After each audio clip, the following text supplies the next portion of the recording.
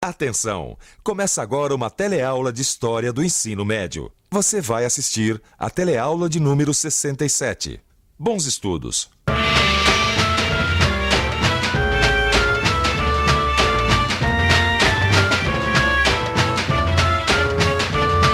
Construir uma sociedade com o direito dos cidadãos respeitados e os deveres cumpridos é normalmente uma tarefa longa, cheia de altos e baixos. Os anos 60 colocaram o Brasil diante desse desafio. Na teleaula de hoje, nós vamos ver que a situação política e econômica do início dos anos 60 no Brasil foi marcada pela herança positiva e negativa do período desenvolvimentista. Vamos acompanhar a eleição de Jânio Quadros e os conflitos que acabaram levando à sua renúncia 8 meses depois de assumir a presidência. Tá pronto? Se liga que a nossa teleaula está começando agora.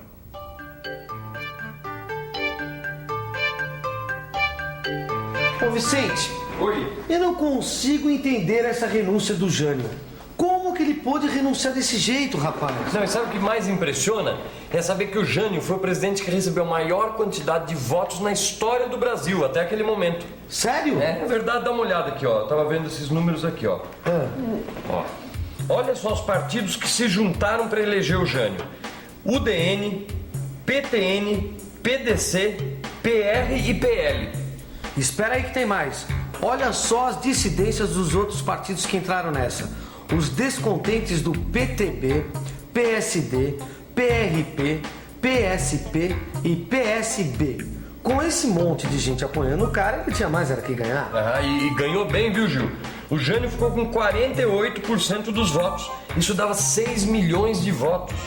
E o general Lott, que era candidato do Juscelino, ficou com 32% dos votos. E ainda tinha um outro candidato, que era ex-governador de São Paulo, Adhemar de Barros. Ele ficou com 20% dos votos. Olha só o comparecimento do eleitorado, 80%. O povão votou em massa. Nas eleições presidenciais de 3 de outubro de 1960, a Vassoura chegou ao Planalto com uma participação inédita do eleitorado. A Vassoura era o símbolo do candidato Jânio Quadros. Jânio Quadros dizia que ia fazer uma limpeza no governo. Foi para isso que ele foi eleito. Mas olha, o mais curioso é que o vice de Jânio era de outro partido, João Goulart. João Goulart era candidato da coligação PSD-PTB. Ele foi eleito o vice de Jânio porque naquela época a legislação eleitoral permitia a votação em candidatos à presidência e vice-presidência de chapas diferentes, como se fossem duas eleições distintas. Outra coisa curiosa é que João Goulart era ex-vice-presidente de Juscelino Kubitschek e Jânio se elegeu criticando duramente o governo JK. 1960. Fim do governo JK. Só agora é possível sentir as principais consequências negativas do desenvolvimento econômico acelerado desse período. Os grandes investimentos do plano de metas criam um desequilíbrio entre as receitas e as despesas do Estado. Como não pode mais obter receitas, o governo aumenta a emissão de papel-moeda. E o resultado é uma inflação que chega aos 30% ao ano no final do governo Juscelino. Outro grave problema é o aumento da dívida externa. O Brasil precisa pagar os empréstimos que fez junto aos países desenvolvidos.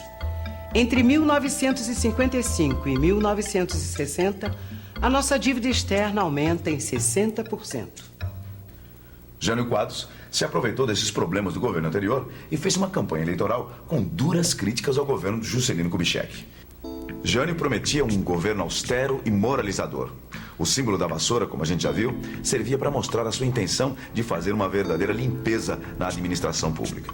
Jânio prometia acabar com a corrupção e o empreguismo. O tostão contra o milhão, uma outra imagem que Jânio usava desde os tempos de prefeito em São Paulo, ilustrava seu desejo de se apresentar como o candidato das camadas mais pobres.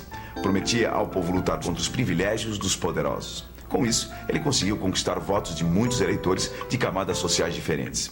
E às vezes, até mesmo de camadas opostas. Bem, é claro que fica muito difícil atender reivindicações tão diversas sem que ninguém pagasse a conta. E logo depois da posse, os problemas começaram. 31 de janeiro de 1961. Jânio Quadros toma posse como presidente da República com a determinação política de arrumar a casa. Jânio promete corrigir os desequilíbrios internos e externos antes que o país volte a um novo ciclo de desenvolvimento econômico. As prioridades são o combate à inflação através do controle dos gastos públicos e o reequilíbrio das contas externas. A primeira medida importante é a maxi-desvalorização de 100% do cruzeiro em relação ao dólar. Em seguida, Jânio corta a ajuda para as importações de trigo e petróleo. A consequência imediata dessas medidas é a alta generalizada do custo de vida. Os preços sobem. Na política externa, Jânio Quadros toma outra decisão de grande impacto. Ele quer romper com a tradição de estar sempre alinhado com os Estados Unidos. O Brasil reata relações diplomáticas e comerciais com diversos países socialistas, inclusive a União Soviética. Ô Vicente, esse cara aqui do lado do Jânio Quadros não é o Che Guevara? É ele mesmo. Aquele famoso líder guerrilheiro da Revolução Cubana? Exatamente. Olha, Gil, essa foto dá bem ideia de como o Jânio realmente mudou a política externa brasileira. Tá aí pra Os ver. americanos devem ter ficado tiririca, hein? Ah, e como, viu? Agora, mudando de assunto, eu não consigo entender ainda como que um presidente consegue renunciar depois de 8 meses de governo. E como um presidente eleito com tanto voto popular, com tanto apoio do povo, pode ter frustrado as esperanças de 6 milhões de eleitores. Pois é, sabe o que é? A força política do Jânio acabou se transformando em fraqueza política. Foi isso. Rapaz, isso é profundo. Peraí, explica direito o que você está querendo dizer. Não, o que eu tô querendo dizer, Gil, é que quando o sujeito está fazendo campanha para conseguir votos, aí é fácil prometer mundos e fundos, conciliar os interesses, entendeu? Agora, na hora de governar, a história muda, né? Na hora de governar, a história foi mesmo outra. Em primeiro lugar, o presidente já não tinha mais o apoio da maioria dos deputados no Congresso para aprovar suas propostas. Os maiores partidos, o PSD e o PTB, tinham passado para a oposição. Ao mesmo tempo, algumas atitudes tomadas por Jânio Quadros contribuíram para desgastar ainda mais o governo junto aos parlamentares oposicionistas.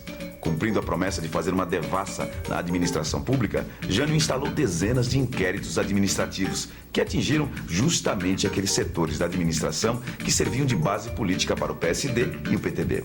Jânio fez mais. Conseguiu brigar também com a UDN, partido que havia contribuído para a sua eleição e que esperava finalmente chegar ao poder.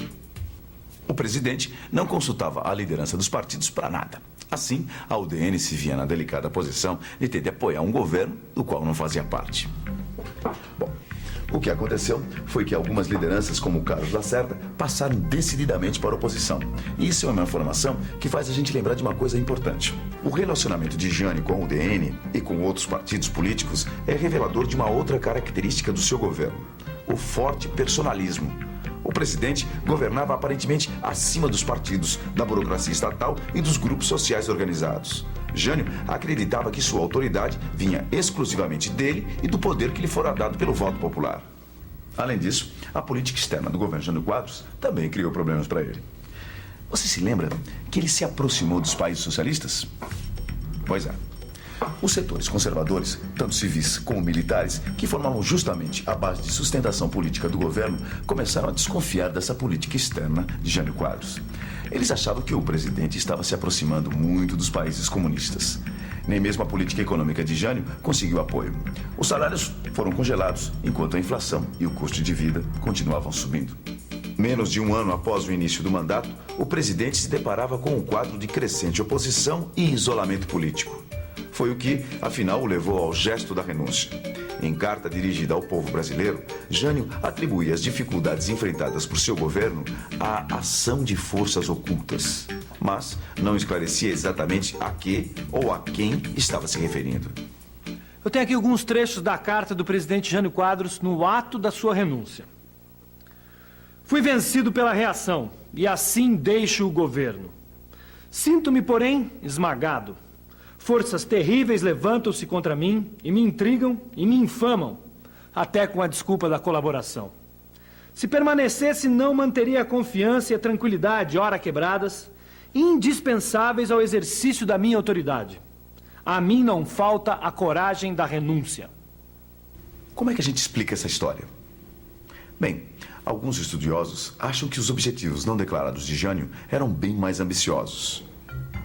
Jânio contava que o seu pedido de renúncia seria negado pelo Congresso e assim ele voltaria nos braços do povo, reassumindo a presidência com poderes muito maiores e com o apoio das massas populares e dos militares.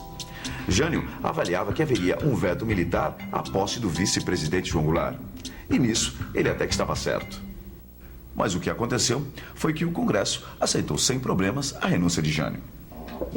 E como o vice-presidente estava viajando em missão comercial na China, quem tomou posse foi o presidente do Congresso. Nas ruas, a população ficou perplexa com a renúncia, mas ninguém esboçou nenhuma reação ao gesto do presidente.